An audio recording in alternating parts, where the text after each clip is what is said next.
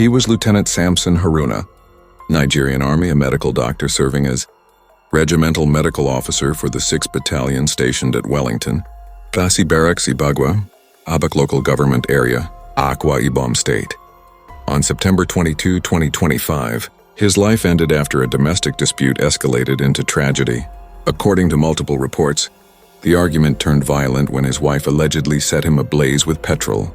He suffered severe burns, was treated first at the military reference section within the barracks, then transferred to the University of Uyo Teaching Hospital. Despite medical intervention, he succumbed to his injuries. His wife has been arrested. Sources: The Star, Niger News, Sahara Reporters, Daily Trust. This is where the story begins, with a man who wore a uniform, a woman who bore hope, and a home where something went terribly wrong. Samson Haruna was reported to be more than just an officer, medical doctor, regimental officer, a man many in the barracks respected. His role demanded discipline, service, sacrifice. But domestic lives often carry burdens unseen in official reports. On that September night, those burdens would become fatal.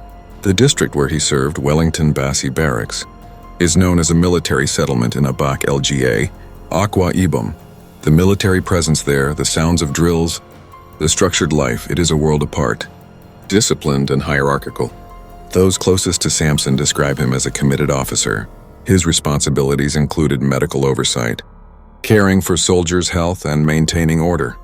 There is no publicized record of misconduct before this incident. The heat of that evening descended on September 22nd. According to reports, a heated argument broke out between Samson and his wife. Sources claiming to know the couple say that during this argument, Mrs. Haruna allegedly poured petrol, PMS, on her husband and set him on fire. The officer was asleep, sources claim, when the act occurred. He sustained severe burns. Sources: Niger News, Sahara Reporters, Daily Trust. After the incident, immediate medical care was provided within the barracks. The Military Reference Section, MRS, attempted stabilization. Then he was moved to the University of Uyo Teaching Hospital for more advanced treatment. Despite all efforts, he did not survive. Same sources. Mrs. Haruna was arrested and is currently in custody pending investigation. Military sources have confirmed that investigations are ongoing. The Star, Africa Press, Niger News. The story of Lieutenant Samson Haruna and his wife, Retyit Obadiah, did not begin in violence. It began with celebration, a wedding in April 2025, witnessed by family and friends, filled with laughter, uniforms, and prayers for a long future together. 6 months later, the same couple would become the focus of a nationwide tragedy. According to family accounts reported by multiple Nigerian news outlets, Samson and Retyit met before his deployment to the 6th Battalion at Wellington Bassey Barracks in Akwa Ibom State. Friends describe them as deeply in love, a young officer and a bright, educated woman ready to start their life together. When they married, there was no public sign of discord. Photos from their wedding, later circulated on social media, showed two people glowing with promise. But behind the scenes, tension had begun to build. Neighbors and acquaintances within the barracks community later told journalists that the couple had frequent arguments in the weeks before the fire. These claims remain unverified, but they became part of the public narrative as social media users searched for explanations. According to one account quoted in Daily Trust and The Star, a dispute allegedly began when Retyit accused her husband of chatting with another woman. This accusation, though never confirmed officially, became the emotional pivot in how Nigerians interpreted the tragedy.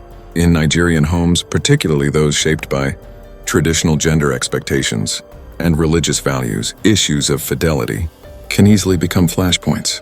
Within the military community, these tensions are often amplified by stress, relocation, and isolation. Samson's professional life demanded long hours and discipline. He was the regimental medical officer for his unit, responsible for soldiers' health and medical readiness. Retyit, meanwhile, was adjusting to life inside the barracks, a world often defined by routine and hierarchy. Several sources, including Niger News and Sahara Reporters, highlighted that there were domestic issues leading up to the incident. However, no one foresaw how quickly things would unravel. On September 22, 2025, just after nightfall, the couple's room at Wellington Bassey Barracks became the scene of a horrifying event. Military sources quoted by the Star and Africa Press reported that an argument broke out between Samson and Retyit. The details of that argument are not public, but multiple outlets confirmed the same conclusion. Retyit allegedly poured petrol on her husband and set him ablaze. Whether the act was intentional or accidental became the center of debate. The father of the accused, Dr. Obadiah Dalong, told Daily Trust that his daughter did not mean to harm her husband. According to his statement, Samson had kept petrol in a gallon within their room for use with his generator. Dr. Dalong claimed that during an argument, the container spilled and caught fire accidentally. He said both his daughter and Samson were affected by the blaze and that she tried to save him. This version stood in contrast to the official military reports and eyewitness testimonies that circulated online. Some soldiers within the barracks reportedly told investigators that the wife deliberately ignited the fire after a heated quarrel. A statement from one of Samson's colleagues, shared anonymously through social media, described him as a peaceful man who rarely raised his voice. Not the kind of officer you'd expect to end up in this kind of story. One message read, "As the investigation deepened, social media exploded with reactions."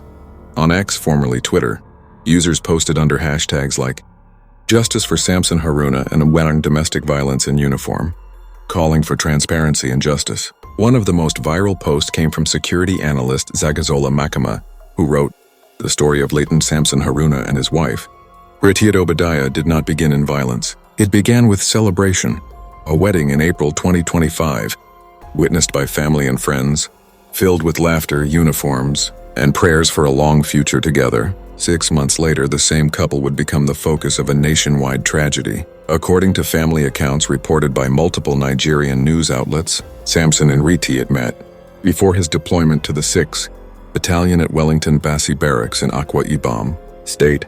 Friends described them as deeply in love, a young officer and a bright, educated woman ready to start their life together.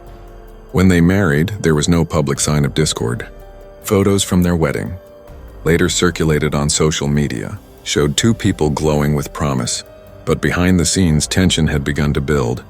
Neighbors and acquaintances within the barracks community later told journalists that the couple had frequent arguments in the weeks before the fire. These claims remain unverified, but they became part of the public narrative as social media users searched for explanations. According to one account quoted in Daily Trust and the Star, a dispute allegedly began when Retyit accused her husband of chatting with another woman. This accusation, though never confirmed officially, became the emotional pivot in how Nigerians interpreted the tragedy. In Nigerian homes, particularly those shaped by traditional gender expectations and religious values, issues of fidelity can easily become flashpoints. Within the military community, these tensions are often amplified by stress, relocation, and isolation. Samson's professional life demanded long hours and discipline. He was the regimental medical officer for his unit, responsible for soldiers' health and medical readiness. Retyit, meanwhile, was adjusting to life inside the barracks, a world often defined by routine and hierarchy. Several sources, including Niger News and Sahara reporters, highlighted that there were domestic issues leading up to the incident. However, no one foresaw how quickly things would unravel. On September 22, 2025, just after nightfall, the couple's room at Wellington Bassey Barracks became the scene of a horrifying event. Military sources quoted by the Star and Africa Press reported that an argument broke out between Samson and Retyit. The details of that argument are not public, but multiple outlets confirmed the same conclusion. Retyit allegedly poured petrol on her husband and set him ablaze. Whether the act was intentional or accidental became the center of debate. The father of the accused, Dr. Obadiah Dalong, told Daily Trust that his daughter did not mean to harm her husband. According to his statement, Samson had kept petrol in a gallon within their room for use with his generator. Dr. Dalong claimed that during an argument, the container spilled and caught fire accidentally. He said both his daughter and Samson were affected by the blaze and that she tried to save him. This version stood in contrast to the official military reports and eyewitness testimonies that circulated online. Some soldiers within the barracks reportedly told investigators that the wife deliberately ignited the fire after a heated quarrel. A statement from one of Samson's colleagues, shared anonymously through social media, described him as a peaceful man who rarely raised his voice. Not the kind of officer you'd expect to end up in this kind of story. One message read, "As the investigation deepened, social media exploded with reactions. On X, users posted under hashtags like Justice for Samson Haruna and Wellington Domestic Violence in Uniform, calling for transparency and justice." One of the most viral posts came from security analyst Zagazola Makama, who wrote, "A Nigerian Army medical officer has been set ablaze by his wife in Akwa Ibom after a domestic argument. The officer has died from his injuries. The wife has been arrested." The post was shared thousands of times, bringing national attention to the case. Many Nigerians were shocked, not only by the brutality of the act, but also by how quickly the story spread without official clarification. The Nigerian Army later confirmed the incident. While they refrained from giving too many details, internal military sources told reporters that the investigation had been handed over to the Army's provost marshal. The wife was placed in custody pending the outcome of the inquiry. At this stage, the case became both a criminal matter and a social debate. Commentators began linking it to the broader issue of domestic violence among Nigeria's elite and military families. Some pointed to how unresolved emotional strain, power dynamics, and mental health challenges can turn lethal when left unaddressed. For military couples, the pressure is often higher. Discipline and pride discourage seeking help, and internal conflicts rarely reach counseling offices until it is too late. Haruna's colleagues at the University of Uyo Teaching Hospital, where he had occasionally volunteered during his residency training, expressed grief and disbelief. He was calm, methodical, and compassionate, one doctor told Sahara reporters. If there were problems at home, none of us knew. Meanwhile, Retyit's family, speaking through her father, insisted she was not a murderer. In interviews, Dr. DeLong described her as a God-fearing woman and pleaded with the public not to rush to judgment. "This was a tragic accident," he said. "She tried to save her husband. My daughter is traumatized." But public sentiment had already hardened. In online spaces, sympathy tilted overwhelmingly toward Samson. His colleagues, friends, and Nigerians across social media viewed him as another victim of domestic rage, a good man whose life was cut short in the most unimaginable way. This polarization between those who saw malice and those who saw misfortune turned the case into a national mirror. Commentators on television and radio began to ask uncomfortable questions. How many Nigerian marriages conceal hidden violence? Why do so few officers or their spouses receive mental health counseling? And what does it say about love and control when trust gives way to fire? The Nigerian Army, already dealing with public image challenges, faced pressure to handle the investigation transparently. Military spokespersons reiterated their commitment to justice, assuring the public that the matter will not be swept under the carpet. Yet, as of October 2025, no official court date had been released. While the legal system prepared to determine guilt or accident, the public continued to debate the moral dimensions. Psychologists interviewed by the Star suggested that unresolved jealousy, combined with the stresses of military service, can create what they called a pressure cooker of emotion. In societies where reputation and pride often outweigh vulnerability, confrontation sometimes replaces communication. For many Nigerians, especially women, the story carried another painful undertone, a reminder that domestic violence is not always one-sided. The image of a female perpetrator forced a national conversation about gender, accountability, and the double standards surrounding abuse. As days turned into weeks, Haruna's burial became a solemn military event. Soldiers stood in rows as his casket, draped in the green-white-green flag, was lowered into the ground. The silence that followed was heavy, not just for the life lost, but for the questions left unanswered. In the barracks, whispers persisted. Some said they had seen signs of trouble long before that night. Arguments behind closed doors, tears, sudden silences. Others said the couple seemed fine, that the tragedy was a cruel twist of fate. But by then, the narrative had already taken on a life of its own. In the eyes of the public, this was no longer just a domestic incident. It was a cautionary tale, A story about love turned deadly, about trust consumed by suspicion, and about how quickly ordinary lives can dissolve into tragedy. It was the evening of September 22, 2025, a night that would forever scar the barracks in Ibagwa and reverberate across Nigeria. In Wellington Bassey Barracks, time seemed ordinary. Soldiers retired, lights dimmed, and routine held sway. But love, tension, and suspicion had quietly gathered, waiting for an opening. Shortly after nightfall, the air grew heavy with silence. Neighbors later recalled hearing raised voices, an argument erupting in the Haruna residence. But exactly when or how the fight turned violent is not publicly confirmed. What is known is this: at some point in the night, an argument became catastrophic. Media reports say it turned physical. The wife, Mrs. Haruna, is alleged to have poured petrol on her husband. Retyit Haruna was reportedly asleep when the liquid was applied. Flames erupted. He sustained severe, life-threatening burns. The military police responded rapidly. The soldiers' immediate chain of command was alerted. Within minutes, officers arrived at the scene. They found Retyit Haruna in agony, his body severely burned, his uniform and flesh scorched. Nearby, Mrs. Haruna was restrained by other occupants or family members. She was arrested on the spot.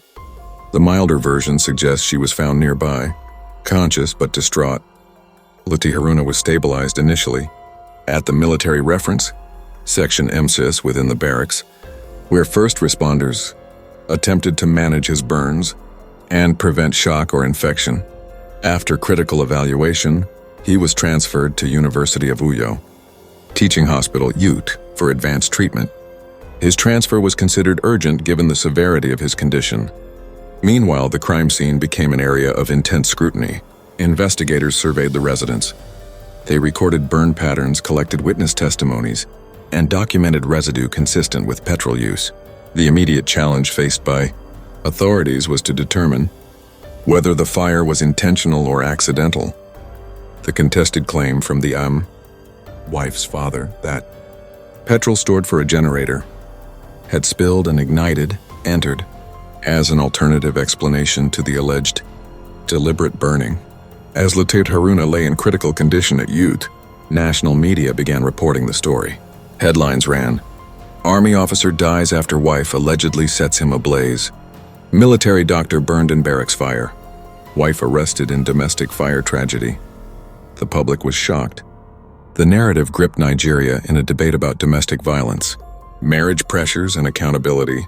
The Nigerian Army responded with a concise statement condemning the act, affirming the discipline of the service, and calling for a thorough investigation.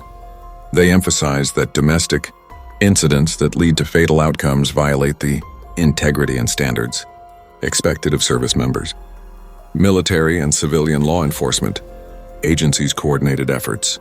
The military police, state criminal investigation teams, and hospital forensic units all contributed to the investigation. In the hospital, Retyit Haruna's condition initially offered a glimmer of hope. Medical teams treated his burns, administered fluid resuscitation, and managed infection risks. But burn injuries of that nature carry high mortality risk, especially where large surface area involvement or inhalation injury is involved. Despite the interventions, his condition deteriorated. As hours passed, news outlets updated the nation. Retyit Haruna's prognosis was grave. The story of a decorated officer laid low by a domestic dispute drew sympathy, outrage, and an intense public spotlight. Social media amplified each update.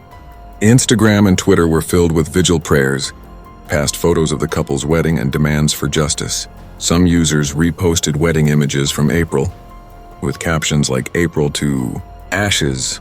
Others questioned the prevalence of domestic violence in military families, noting how rarely such stories make headlines. When Retyit Haruna eventually died from his injuries, perhaps days later, as reports indicate, the narrative shifted from tragedy to outrage. Many articles cited him as having died from burns sustained in the alleged act. His death was mourned across military and civilian spheres alike. In the wake of his passing, investigators faced a challenging task. The line between crime and accident blurred. The wife's counsel and supporters pushed the alternate theory of spillage and accident. Pro-prosecution voices argued the evidence pointed decisively toward intentional burning. The conflict of interpretations became central to the case. During this period, the military leadership placed internal silence and respect while promising transparency. But for many Nigerians, silence was not enough. Calls echoed for CCTV footage, forensic reports, autopsy results, and public accountability. The public sentiment demanded that no uniformed officer be above the same law as any citizen, especially when tragedy occurs behind closed doors. The fire that consumed Lieutenant Samson Haruna did more than burn flesh. It ignited an intense public scrutiny of marriage, discipline, and domestic violence, especially within military life. As news spread, investigators, the military, hospital staff, and the public all rushed to piece together what truly transpired that fateful night. When the Nigerian Army officially responded, their statement condemned the act, expressed condolences to the Haruna family, and called for calm. The Army pledged a full-night investigation by its military police to determine both remote and immediate causes of the incident. At the time of reporting, the wife, named in several sources as Retyit or Retyit Haruna, had been arrested and was in military custody. Investigators were gathering evidence, statements from neighbors, forensic analysis of burn patterns, remnants of fuel traces, and medical records. One of the more contested elements was the claim from Retyit's father, Dr. Obadiah DeLong, who gave a version of events in Daily Trust that the fire was accidental. According to his account, Lieutenant Haruna had kept petrol in a gallon within their room for generator use. A spark or open flame might have ignited it. He and his daughter both attempted to escape the blaze, he said. This alternative narrative clashed with multiple media accounts stating the fire was deliberate. The latter report said the argument escalated to the point where Retyit allegedly poured petrol on her husband while he was asleep, then set him alight. The Cable reported that the Army's Public Relations Office, through a spokesperson named Lawal Mohammed, stated that preliminary findings suggested the fire began after the couple's heated argument, with Mrs. Haruna alleged to have set ablaze items in their residence, and Lieutenant Haruna caught in the blaze. The statement further said he was initially stabilized at the battalion medical facility before being moved to the University of Uyo Teaching Hospital, where he died. Premium Times also provided further confirming details. Haruna was from Benue State and had been commissioned into the Army in 2024 after completing his medical training. The wedding purportedly took place in Jos Plateau State in April 2025. The dispute, reports say, was tied to recurring disagreements over alleged infidelity. Another key development came from the Will News, which noted that the Army's 2 Brigade headquarters had ordered a full-scale investigation following the incident. Their report included that investigators were exploring whether the fire was started intentionally or was part of a tragic accident. In the hospital, medical personnel reportedly tried intensive care, skin grafts, fluid therapy, and infection control measures, standard processes for severe burn victims. But the severity of Lieutenant Haruna's burns and possibly inhalation injuries made survival difficult. Multiple source reports confirm he succumbed to his injuries after a protracted struggle.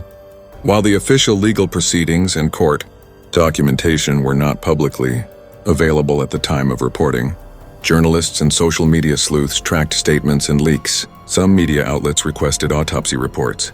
Others pressed the military to disclose CCTV footage, witness statements, and forensic data. As the public watched, allegations and counter-allegations proliferated. Some commentators argued that loving intention could be twisted in the heat of conflict. Others warned that violence should never be excused by emotional turmoil. The narrative was dominated by frustration. One moment, an esteemed officer is dead. The next, an accused spouse invokes accident. Where does justice find its ground? In the months following, the tragedy became part of broader conversations. How many domestic disputes resolve in silence because of social stigma? How many military families carry unresolved psychological stress? How transparent should military investigations be when service members are involved in criminal incidents? The story of Lieutenant Samson Haruna and Retyit Obadiah began like a love story, but it ended as a tragedy that shocked a nation already weary of violence. In the days after his death, social media became a theater of grief, anger, and confusion. Hashtags like "searching justice for Samson" and "domestic violence in uniform" trended. For days on X, formerly Twitter, while Facebook comment sections filled with mourners, critics and armchair detectives, friends who had once toasted to the couple's wedding. In Joes now posted their disbelief. One colleague wrote, "He was disciplined, brilliant, and gentle. How could this happen to him in his own home?" Another commented, "Love should never turn to violence. May his soul find peace." Across Nigeria, discussions about domestic violence among professionals gained new urgency. Commentators on Channels TV and Arise News debated how quickly affection can become obsession and whether the structures within the armed forces properly support officers' mental health and family life. The Army's Directorate of Public Relations issued another update.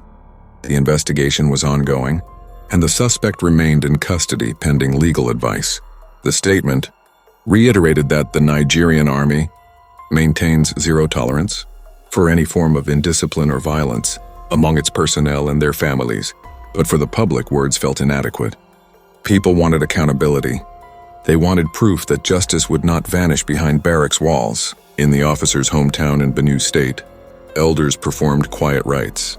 His mother, according to acquaintances quoted by Premium Times, could barely speak during the burial. Military honors were given, a folded flag, 3 volleys of gunfire, and a commander's salute. But the haunting part was not the ceremony. It was the silence afterward. Retyit Obadiah's family, meanwhile, faced hostility. In Jos, their residence reportedly attracted unwanted visitors and hostile comments. Some relatives defended her, saying she was not the monster people imagined, that she too was a victim of uncontrolled emotion, or perhaps of a terrible accident. Her father, Dr. Obadiah DeLong, remained consistent in his statement that the incident was a tragic mistake, but the public was divided. Every marriage, people said, has arguments, but very few end in flames. Experts from the Domestic Violence and Victim Support Unit in Lagos spoke to Vanguard News soon after. "The pattern we're seeing is emotional repression," one counselor said. "When conflict is left unresolved, the smallest spark becomes deadly." Marriage counselors, psychologists, and even clergy joined the conversation. Churches across Nigeria began referencing the case in sermons, warning against jealousy, impulsive rage, and the illusion that love can excuse harm. By late 2025, sources from the Nigerian Army's 2 Brigade headquarters confirmed that the matter had moved from internal inquiry to formal criminal proceedings. Retyit Haruna was reportedly charged with culpable homicide under Section 221 of the Penal Code, pending advice from the Ministry of Justice. Court documents not publicly available were said to include forensic results, traces of accelerant found near the bed frame, fuel residue on clothing, and a witness testimony from a neighbor who heard shouting before the fire. Her defense, according to Daily Trust, continued to stress that the petrol was kept for generator use and that ignition was accidental. Yet forensic reconstruction by fire experts contradicted this, suggesting the blaze originated from a concentrated pour point consistent with deliberate ignition. The legal back and forth dragged on, delayed by jurisdictional arguments between military and civil courts. During this time, Retyit was remanded at a military facility. Reports described her as withdrawn, spending most of her time reading or praying. Outside the courtroom, the Haruna case became a mirror of Nigeria's unresolved domestic violence crisis. The National Human Rights Commission released a statistic. Between 2024 and 2025, at least 340 cases of domestic homicide were recorded nationwide, many involving couples under 35. For advocacy groups, Retyit Haruna's death symbolized a call to strengthen prevention, not merely punishment. Campaigners urged the Army and police to include mandatory emotional intelligence and marital conflict training and orientation programs. Others asked for a nationwide hotline for families of military officers under stress. This growing fascination transformed the case into a cautionary tale, one that transcended gossip and entered the realm of civic reflection. Every good story ends where it began, and this one returns to that April 2025 wedding in Jos. The photographs showed a smiling couple, hands intertwined, unaware that within months, those same hands would spark one of Nigeria's most shocking domestic tragedies. Could it have been prevented? The death of Lieutenant Samson Haruna is not just a headline. It's a warning about the fragile line between affection and control, between silence and communication, between anger and annihilation. When relationships turn toxic, the signs are often there: isolation, jealousy, mistrust, the slow erosion of empathy, but society too often dismisses them as normal quarrels. In Haruna's case, the cost of ignoring those red flags was fatal. Experts now emphasize pre-conflict education, open communication, early counseling, and safe spaces for partners to voice fear before it becomes fury. Mental health advocates have proposed that the Nigerian armed forces include trauma therapy as part of spousal welfare programs, because behind every headline like this lies a ripple effect. Families scarred, children orphaned, institutions questioned. In the end, justice may come through courts, but healing only begins through awareness. Retyit Samson Haruna's story now sits in the growing archive of Nigeria's modern tragedies in a file, marked not by rank or profession, but by humanity lost. When love burns too hot, it can consume everything, even the people who swore to protect each other. And somewhere in the ashes of that barracks room, a nation asks itself again, how do we stop the next flame before it starts? This is Whispers in Africa. Thanks for watching. I hope you enjoyed the true crime documentary. Don't forget to like, share, subscribe and turn on the notification bell icon, so you'll be notified when we upload a new video. You can also tell us what you think about this documentary in the comments section. I hope to see you in our next video. Bye.